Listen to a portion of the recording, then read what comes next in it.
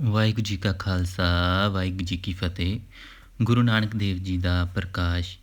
ਗੁਰੂ ਜੀ ਦਾ ਜਨਮ ਮਿਤੀ 15 ਅਪ੍ਰੈਲ 1469 ਈਸਵੀ ਨੂੰ ਰਾਏ ਭੋਏ ਦੀ ਤਲਵੰਡੀ, ਜ਼ਿਲ੍ਹਾ ਸ਼ੇਖੂਪੁਰ, ਹੁਣ ਨਨਕਾਣਾ ਸਾਹਿਬ, ਪਾਕਿਸਤਾਨ ਵਿਖੇ ਮਾਤਾ ਤ੍ਰਿਪਤਾ ਜੀ ਅਤੇ ਮਹਿਤਾ ਕਾਲੂ ਜੀ ਦੇ ਘਰ ਹੋਇਆ। ਸਤਬੀਰ ਸਿੰਘ ਦੇ ਸ਼ਬਦਾਂ ਅਨੁਸਾਰ ਮਾਤਾ ਤ੍ਰਿਪਤਾ ਨੇ ਤਾਂ ਤ੍ਰਿਪਤ ਹੋਣਾ ਹੀ ਸੀ, ਪਰ ਦੌਲਤਾਂ ਦਾਈ ਅਤੇ ਤੁਲਸਾ ਨੂੰ ਜੋ ਜਲਵੇ ਦੀ ਦੌਲਤ ਮਿਲੀ, ਉਸ ਨਾਲ ਉਹ ਖਿੜ ਹੀ ਗਈਆਂ। ਦੌਲਤਾਂ ਤਾਂ ਐਨੀ ਨਿਹਾਲ ਹੋਈ ਕਿ ਜਦ ਮਹਿਤਾ ਕਾਲੂ ਜੀ ਨੇ ਉਸ ਨੂੰ ਕੁਝ ਰੁਪਏ ਦੇਣੇ ਚਾਹੇ ਤਾਂ ਉਸਨੇ ਇਹ ਕਹਿ ਕੇ ਨਾ ਕਰ ਦਿੱਤੀ ਕਿ ਮੈਂ ਇਹਨਾਂ ਬੱਚਿਆਂ ਨੂੰ ਜਨਮ ਦਿਵਾਇਆ ਹੈ, ਅਜਿਹਾ ਕੋਈ ਬਾਲਕ ਨਹੀਂ ਡਿੱਠਾ ਜੋ ਹੌਲੇ ਹੌਲੇ ਮੁਸਕਰਾ ਕੇ ਮੇਰੇ ਵੱਲ ਵੇਖੇ। ਇਸ ਬਾਲਕ ਦੇ ਦਰਸ਼ਨ ਕਰਕੇ ਮੈਨੂੰ ਪੈਸਿਆਂ ਦੀ ਕੋਈ ਭੁੱਖ ਨਹੀਂ ਰਹੀ। ਇਸ ਬਾਰੇ ਭਾਈ ਗੁਰਦਾਸ ਜੀ ਨੇ ਵੀ ਲਿਖਿਆ ਹੈ, ਸਤਿਗੁਰੂ ਨਾਨਕ ਪ੍ਰਗਟਿਆ, ਮਿੱਟੀ ਧੁੰਦ ਜਗ ਚਾਨਣ ਹੁਆ, ਜਿਉਂ ਕਰ ਸੂਰਜ ਨਿਕਲਿਆ, ਤਾਰੇ ਛਪ ਅੰਧੇਰ ਪਲੋਆ। ਅਕਸਰ ਬੱਚੇ ਰੋਂਦੇ ਹੋਏ ਜਨਮ ਲੈਂਦੇ ਹਨ, ਪਰ ਬਾਬੇ ਦਾ ਚਿਹਰਾ ਤਾਂ ਜਨਮ ਵੇਲੇ ਖਿੜਿਆ ਹੋਇਆ ਸੀ। ਉਹ ਕਦੀ ਰੋ ਕੇ ਦੁੱਧ ਵੀ ਨਹੀਂ ਮੰਗਦੇ ਸਨ। ਉਹ ਹਰ ਵੇਲੇ ਅਕਾਲ ਪੁਰਖ ਦੀ ਯਾਦ ਵਿੱਚ ਹੀ ਜੁੜੇ ਰਹਿੰਦੇ ਸਨ। ਉਹ ਬਾਲਕਾਂ ਨਾਲ ਵੀ ਖੇਡਦੇ ਤਾਂ ਜੀਵਨ ਦੀਆਂ ਖੇਡਾਂ ਬਾਰੇ ਹੀ ਗੱਲਾਂ ਕਰਦੇ ਸਨ। ਉਹਨਾਂ ਦੀਆਂ ਗੱਲਾਂ ਜੋ ਵੀ ਸੁਣਦਾ ਤ੍ਰਿਪਤ ਹੋ ਜਾਂਦਾ। ਪਿੰਡ ਵਾਲਿਆਂ ਨੂੰ ਜਦੋਂ ਦੌਲਤਾਂ ਰਾਹੀਂ ਅਜਿਹੇ ਬਾਲਕ ਦੇ ਜਨਮ ਬਾਰੇ ਪਤਾ ਲੱਗਾ ਤਾਂ ਹਰੇਕ ਨੂੰ ਦਰਸ਼ਨਾਂ ਦੀ ਤਾਂਘ ਉਤਪੰਨ ਹੋਈ। ਉਸ ਵੇਲੇ ਦੇ ਰਿਵਾਜ ਅਨੁਸਾਰ ਮਹਿਤਾ ਕਾਲੂ ਜੀ ਨੇ ਪੰਡਿਤ ਹਰਦਿਆਲ ਜੋਤਸ਼ੀ ਨੂੰ ਜਨਮ ਪੱਤਰੀ ਤਿਆਰ ਕਰਨ ਲਈ ਆਪਣੇ ਘਰ ਬੁਲਾਇਆ। ਪੰਡਿਤ ਹਰਦਿਆਲ ਤਾਂ ਪਹਿਲਾਂ ਹੀ ਇਸ ਬੱਚੇ ਦੇ ਦਰਸ਼ਨ ਕਰਨ ਲਈ ਉਤਾਵਲਾ ਸੀ। ਜਦ ਉਸਨੇ ਘਰ ਆ ਕੇ ਬਾਲ ਗੁਰੂ ਜੀ ਦੇ ਦਰਸ਼ਨ ਕੀਤੇ ਤਾਂ ਉਸਨੂੰ ਵੀ ਇੱਕ ਅਦਭੁਤ ਸ਼ਾਂਤੀ ਅਤੇ ਸਕੂਨ ਪ੍ਰਾਪਤ ਹੋਇਆ।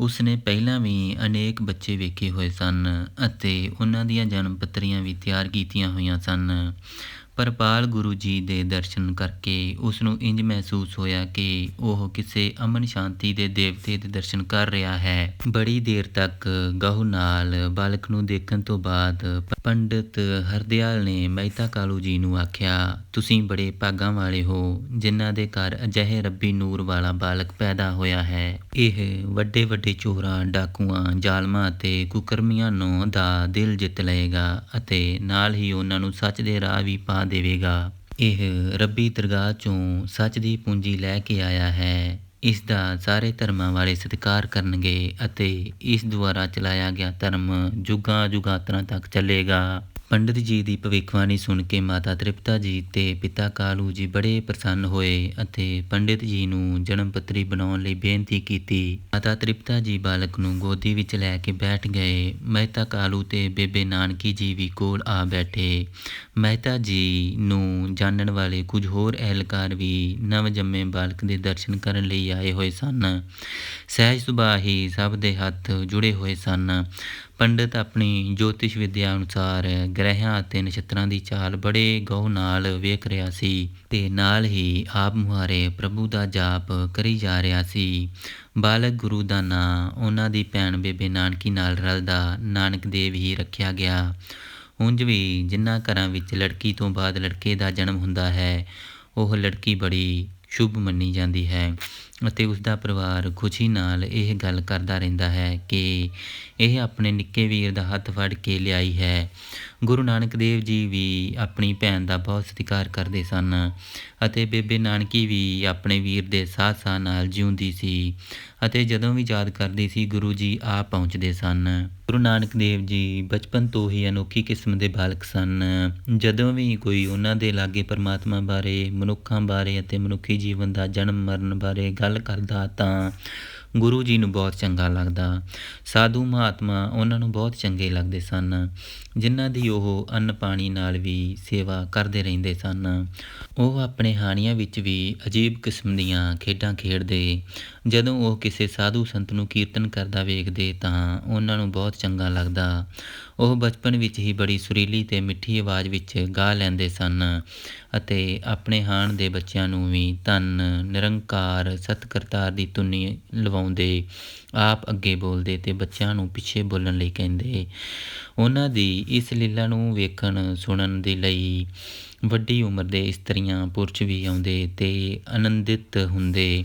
ਇੱਕ ਦਿਨ ਤਲਵੰਡੀ ਪਿੰਡ ਦਾ ਮਾਲਕ ਰਾਏ ਬੁਲਾਰ ਵੀ ਇਹਨਾਂ ਨੂੰ ਵੇਖਣ ਆਇਆ ਅਤੇ ਛੋਟੇ ਬਾਲਾਂ ਦੀ ਅਲੌਕਿਕ ਖੇਡ ਵੇਖ ਕੇ ਬਹੁਤ ਖੁਸ਼ ਹੋਇਆ। ਉਸ ਨੂੰ ਵਿਸ਼ਵਾਸ ਹੋ ਗਿਆ ਕਿ ਬਾਲ ਨਾਨਕ ਕੋਈ ਆਮ ਬਾਲਕ ਨਹੀਂ ਹੈ, ਬਲਕਿ ਰੱਬ ਦਾ ਰੂਪ ਹਨ। ਰਾਏ ਬੁਲਾਰ ਧਾਰਮਿਕ ਖਿਆਲਾਂ ਦੇ ਬੜੇ ਪਿਆਰ ਵਾਲੇ ਦਿਆਲੂ ਪੁਰਸ਼ ਸਨ। ਉਹਨਾਂ ਦੇ ਵਡੇਰੇ ਹਿੰਦੂ ਸਨ ਜੋ ਜਬਰੀ ਮੁਸਲਮਾਨ ਬਣਾਏ ਗਏ ਸਨ। ਉਹਨਾਂ ਦੀ ਜੂਹ ਵਿੱਚ ਕਿਸੇ ਕਿਸਮ ਦਾ ਜਬਰ ਜ਼ੁਲਮ ਨਹੀਂ ਸੀ ਹੁੰਦਾ। ਬਾਲ ਗੁਰੂ ਜੀ ਜਦ ਇਕੱਲੇ ਹੁੰਦੇ ਤਾਂ ਚੌਂਕੜਾ ਮਾਰ ਕੇ ਰੱਬ ਦੀ ਯਾਦ ਵਿੱਚ ਜੁੜ ਜਾਂਦੇ। ਉਹ ਕਿਸੇ ਲੋਕ ਲਾਜ ਜਾਂ ਡਰ ਅਤੇ ਸੰਗ ਤੋਂ ਬੇਪਰਵਾਹ ਸਨ। ਇਹੋ ਕਾਰਨ ਸੀ ਕਿ ਕੋਈ ਉਹਨਾਂ ਨੂੰ ਆਪਣੇ ਪਿੱਛੇ ਨਹੀਂ ਲਾ ਸਕਿਆ।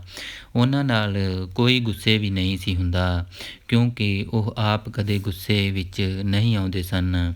ਇਸੇ ਕਰਕੇ ਹਰ ਕੋਈ ਇਸਤਰੀ ਮਰਦ ਛੋਟਾ ਜਾਂ ਵੱਡਾ ਜਦੋਂ ਵੀ ਉਹਨਾਂ ਦੇ ਦਰਸ਼ਨ ਕਰਦਾ ਨਿਹਾਲ ਹੋ ਜਾਂਦਾ ਸੀ, ਕਿਉਂਕਿ ਉਹਨਾਂ ਦਾ ਖੁਸ਼ਬੂ ਭਰਿਆ ਵਿਅਕਤਿਤਵ ਹਰ ਥਾਂ ਖੁਸ਼ਬੂ ਹੀ ਖਿਲਾਰਦਾ ਸੀ। ਕੁਝ ਲੋਕਾਂ ਦਾ ਵਿਚਾਰ ਹੈ ਕਿ ਗੁਰੂ ਜੀ ਨੇ ਕਿਸੇ ਅਧਿਆਪਕ ਪਾਸੋਂ ਵਿੱਦਿਆ ਪ੍ਰਾਪਤ ਨਹੀਂ ਸੀ ਕੀਤੀ।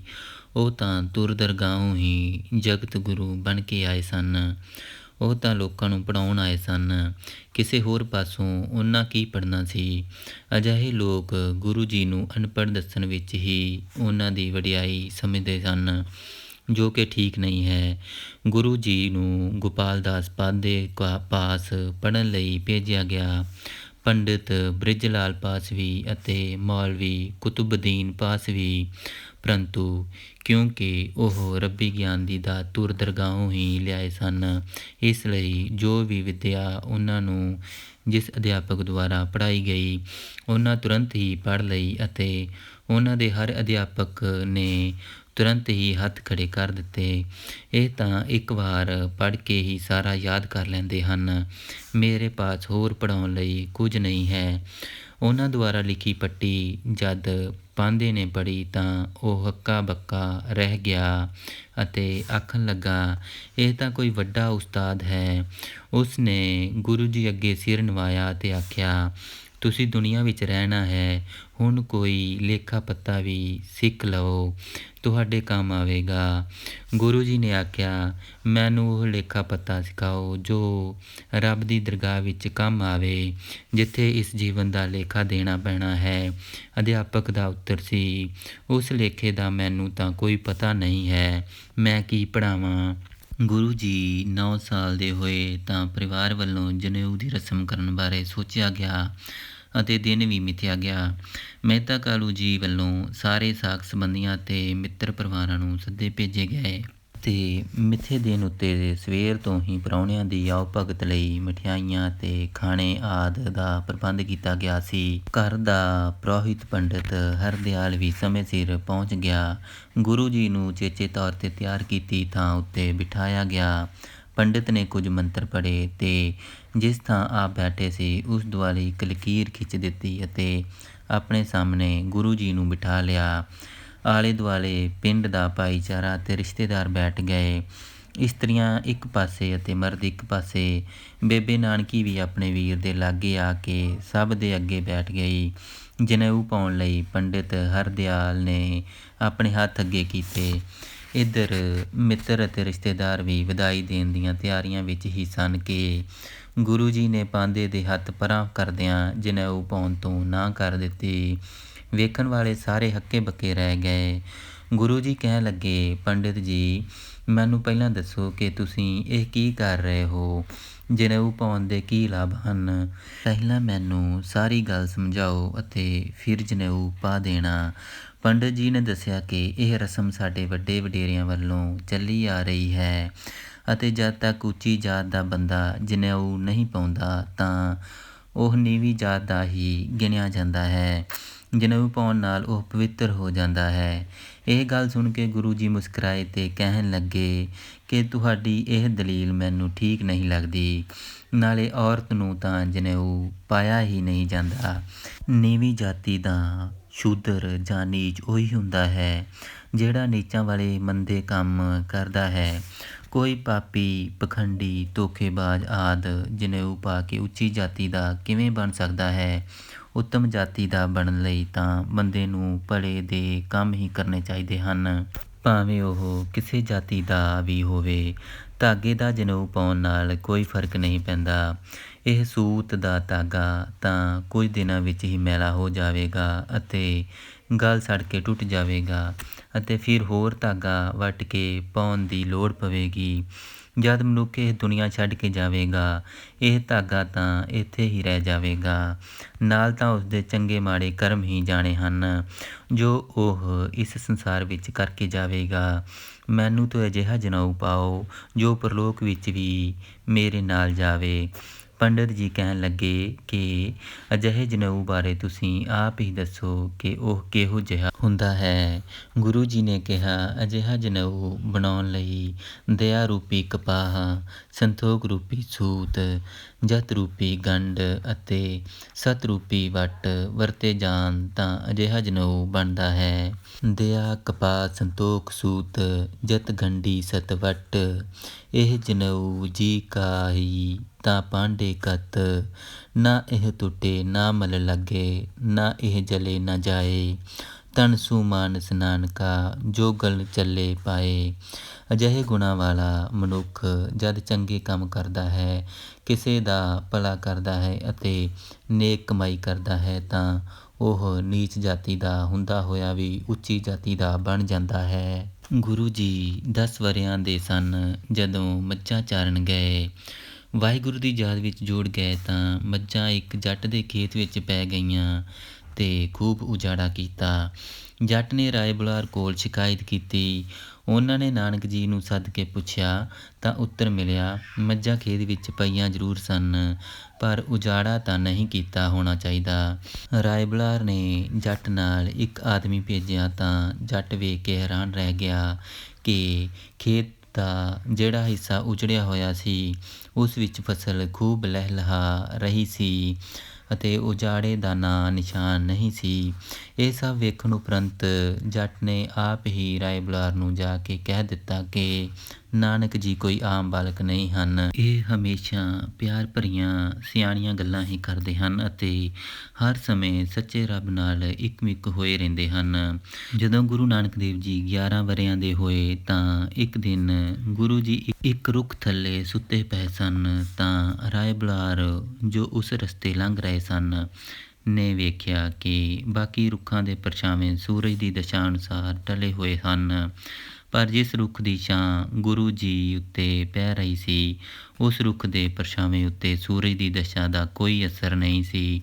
ਇਹ ਕੌਤਕ ਵੇਖ ਕੇ ਉਹ ਹੈਰਾਨ ਹੋ ਕੇ ਕਹਿਣ ਲੱਗਾ, ਇਹ ਕੋਈ ਵਲੀ ਖੁਦਾਏ ਮੇਰੇ ਪਿੰਡ ਵਿੱਚ ਪੈਦਾ ਹੋਇਆ ਹੈ। ਅਸੀਂ ਕਿੱਡੇ ਭਾਗਾਂ ਵਾਲੇ ਹਾਂ। ਫਿਰ ਉਹਨਾਂ ਮਹਿਤਾ ਕਾਲੀ ਜੀ ਨੂੰ ਕਿਹਾ ਕਿ ਇਹ ਤੇਰਾ ਪੁੱਤਰ ਨਹੀਂ, ਕੋਈ ਵੱਡਾ ਬਜ਼ੁਰਗ ਹੈ। ਫਿਰ ਅਗਲੇ ਦਿਨ ਜਦ ਸਤਿਗੁਰੂ ਨਾਨਕ ਦੇਵ ਜੀ ਦੇ ਮੁਖੜੇ ਉੱਤੇ ਸੱਪ ਨੂੰ ਛਾਂ ਕਰਦੇ ਹੋਏ ਨੂੰ ਰਾਏ ਬੁਲਾਰ ਨੇ ਆਪਣੀ ਅੱਖੀਂ ਵੇਖਿਆ ਕਿ ਸੱਪ ਤਾਂ ਘੋੜੀ ਦੀ ਟਾਪ ਦੀ ਆਵਾਜ਼ ਸੁਣ ਕੇ ਆਪਣੀ ਫਣ ਸਮੇਟ ਕੇ ਆਪਣੀ ਖੁੱਡ ਵਿੱਚ ਵੜ ਗਿਆ ਅਤੇ ਨਾਨਕ ਜੀ ਮੁਸਕਰਾਉਂਦੇ ਹੋਏ ਉੱਠ ਕੇ ਬੈਠ ਗਏ। ਇਹ ਕੌਤਕ ਵੇਖ ਕੇ ਰਾਏ ਬੁਲਾਰ ਪੁਕਾਰ ਉੱਠਿਆ, ਇਹਨਾਂ ਕੋਲ ਤਾਂ ਜ਼ਹਿਰ ਵੀ ਆ ਕੇ ਅੰਮ੍ਰਿਤ ਬਣ ਜਾਂਦਾ ਹੈ। ਮੇਰੇ ਪਿੰਡ ਦੇ ਵੱਡੇ ਭਾਗ ਹਨ ਕਿ ਐਡੀ ਵੱਡੀ ਅਜ਼ਮਤ ਵਾਲਾ ਕੋਈ ਮਹਾਂਪੁਰਸ਼ ਇੱਥੇ ਪੈਦਾ ਹੋਇਆ ਹੈ ਜਿਸ ਨੂੰ ਸੱਪ ਵੀ ਨਮਸਕਾਰ ਕਰਦੇ ਹਨ।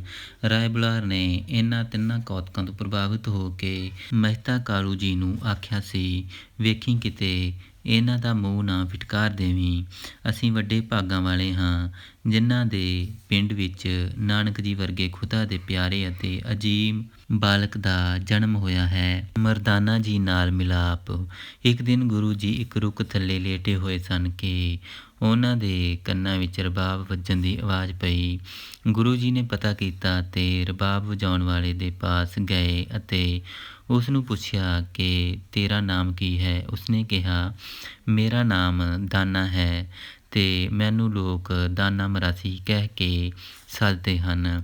ਗੁਰੂ ਜੀ ਨੇ ਆਖਿਆ ਕਿ ਤੂੰ ਰਬਾਬ ਵਧੀਆ ਵਜਾਉਂਦਾ ਹੈ, ਤੈਨੂੰ ਰਾਗਾਂ ਦੀ ਵੀ ਸਮਝ ਹੈ, ਅਤੇ ਜੇਕਰ ਇਸ ਦੇ ਨਾਲ ਅਕਾਲ ਪੁਰਖ ਦੀ ਉਸਤਤ ਗਾਈ ਜਾਵੇ ਤਾਂ ਉਹ ਇੱਕ ਦਵਾ ਬਣ ਜਾਵੇਗੀ। ਜੇ ਸਾਡੇ ਨਾਲ ਰਹਿ ਕੇ ਬਾਣੀ ਗਾਇਨ ਦੇ ਨਾਲ ਅਜਿਹੀ ਸੁਰੀਲੀ ਰਬਾਬ ਵਜਾਏਗਾ ਤਾਂ ਤੇਰਾ ਦੀਨ ਦੁਨੀਆ ਵਿੱਚ ਭਲਾ ਹੋਵੇਗਾ। ਨਾਲ ਹੀ ਇਹ ਵੀ ਆਖਿਆ ਕਿ ਤੂੰ ਮਰਦ ਬਣ, ਅਤੇ ਉਸ ਦਾ ਨਾਮ ਦਾਨਾ ਤੋਂ ਮਰਦਾਨਾ ਰੱਖ ਦਿੱਤਾ, ਅਤੇ ਆਪਣੇ ਲੰਮੇ ਸਫ਼ਰਾਂ ਦਾ ਸਾਥੀ ਬਣਾ ਲਿਆ। ਅਤੇ ਨਾਲ ਹੀ ਇਹ ਵੀ ਆਖਿਆ ਕਿ ਆਪਣੇ ਪਰਿਵਾਰ ਦੇ ਨਿਰਬਾਹ ਲਈ ਕਿਸੇ ਕੋਲੋਂ ਕੁਝ ਨਹੀਂ ਮੰਗਣਾ। ਦਾਤਾ ਅਕਾਲ ਪੁਰਖ ਹੈ, ਜਿਸ ਚੀਜ਼ ਦੀ ਲੋੜ ਹੋਵੇ ਮੈਨੂੰ ਦੱਸੀਂ। ਫਿਰ ਸਿੱਖਿਆ ਦਿੰਦੇ ਹੋਏ ਆਖਿਆ ਕਿ ਇੱਕ ਸਿਰ ਦੇ ਵਾਲ ਨਹੀਂ ਕੱਟਣੇ, ਦੂਜੇ ਪਿਛਲੀ ਰਾਤ ਸਤਨਾਮ ਦਾ ਜਾਪ ਕਰਨਾ, ਅਤੇ ਤੀਜੇ ਸਾਧ ਸੰਗਤ ਆਉਂਦੇ ਜਾਂਦੇ ਦੀ ਟਹਿਲ ਕਰਨੀ। ਇਸ ਤਰ੍ਹਾਂ ਤਲਵੰਡੀ ਵਿਖੇ ਕੀਰਤਨ ਦੀ ਉਤਪਤੀ ਹੋ ਗਈ। ਬਾਬੇ ਦੇ ਸ਼ਬਦ ਅਤੇ ਮਰਦਾਨੇ ਦੀ ਰਬਾਬ ਨੇ ਉਹ ਕਰਾਮਾਤ ਕਰ ਵਿਖਾਈ ਜਿਸ ਦਾ ਬਦਲ ਸੰਸਾਰ ਨੂੰ ਅਜੇ ਤੱਕ ਨਹੀਂ ਲੱਭਾ। ਇਸ ਤਰ੍ਹਾਂ ਇੱਕ ਨੀਵੀਂ ਜਾਤ ਦੇ ਬੰਦੇ ਨੂੰ ਉਮਰ ਭਰ ਦਾ ਸਾਥੀ ਬਣਾਉਣਾ ਗੁਰੂ ਜੀ ਵੱਲੋਂ ਜਾਤ ਅਭਿਮਾਨੀਆਂ 'ਤੇ ਇੱਕ ਕਰਾਰੀ ਚੋਟ ਸੀ। ਇੱਕ ਨਗਰ ਵਿੱਚ ਲੋਕਾਂ ਨੇ ਗੁਰੂ ਜੀ ਨੂੰ ਬਹੁਤ ਸਾਰਾ ਧਨ, ਵਸਤਰ ਅਤੇ ਅੰਨ ਭੇਟ ਕੀਤੇ। ਭਾਈ ਮਰਦਾਨਾ ਜੀ ਨੇ ਇਕੱਠੇ ਕੀਤੇ ਅਤੇ ਕਿਹਾ, ਜੇ ਆਪ ਜੀ ਦੀ ਰਜਾ ਹੋਵੇ ਤਾਂ ਮੈਂ ਇਹ ਸੰਭਾਲ ਲਵਾਂ। ਗੁਰੂ ਜੀ ਨੇ ਕਿਹਾ, ਮਰਦਾਨਿਆਂ, ਇਹ ਸਾਡੇ ਕਿਸੇ ਕੰਮ ਨਹੀਂ, ਇਹਨਾਂ ਨੂੰ ਇੱਥੇ ਸੁੱਟ ਦਿਓ। ਭਾਈ ਮਰਦਾਨਾ ਨੇ ਪਦਾਰਥ ਸੁੱਟ ਦਿੱਤੇ। ਇੰਝ ਉਹ ਗੁਰੂ ਜੀ ਦਾ ਪੂਰਾ ਸੁਭਾਅ ਵੀ ਚੰਗੀ ਤਰ੍ਹਾਂ ਜਾਣ ਗਿਆ। ਸੁਲਤਾਨਪੁਰ ਤੋਂ ਤੁਰਨ ਤੋਂ ਪਹਿਲਾਂ ਗੁਰੂ ਜੀ ਨੇ ਭਾਈ ਮਰਦਾਨਾ ਨੂੰ ਨਵੀਂ ਰਬਾਬ ਬਣਵਾ ਕੇ ਦਿੱਤੀ, ਜੋ ਫਿਰੰਦੇ ਨਾਮ ਦੇ ਕਾਰੀਗਰ ਨੇ ਬਣਾਈ ਸੀ, ਅਤੇ ਜਿਸ ਦੀ ਕੀਮਤ ਭਰਨ ਲਈ ਰਕਮ ਭੈਣ ਨਾਨਕੀ ਨੇ ਦਿੱਤੀ ਸੀ। ਭੈਣ ਨਾਨਕੀ ਕੋਲੋਂ ਰਬਾਬ ਦਾ ਤੋਹਫਾ ਲੈਣ ਦਾ ਭਾਵ ਸੀ। ਜਿਸ ਧਰਮ ਦੀ ਉਸਾਰੀ ਉਹ ਕਰਨ ਲੱਗੇ ਹਨ, ਉਸ ਵਿੱਚ ਔਰਤ ਦੀ ਯੋਗ ਥਾਂ ਹੋਵੇਗੀ। ਭੈਣ ਦੇ ਪਿਆਰ ਤੁੱਲ ਹੋਰ ਕੋਈ ਵਸਤੂ ਨਹੀਂ ਹੈ ਇਸ ਦੁਨੀਆ ਵਿੱਚ।